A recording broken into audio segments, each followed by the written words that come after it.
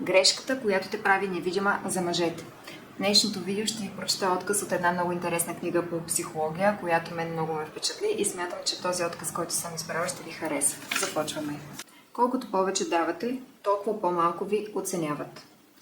Ако бъркате любовта с подчинение, придобивате синдрома на обсесивния добър самарянин. Нека започнем с най-болезненото.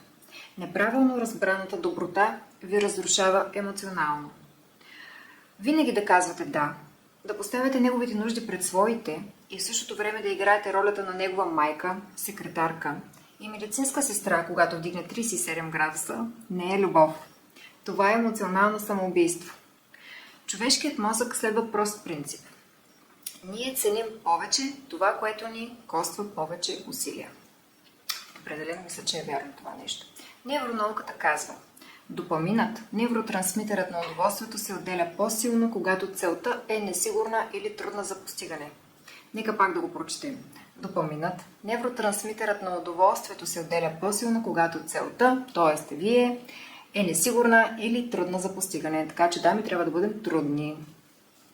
Ако ви приемат за даденост, винаги сте на разположение и никога не казвате не, вие премахвате целият механизъм на отделяне на допамин.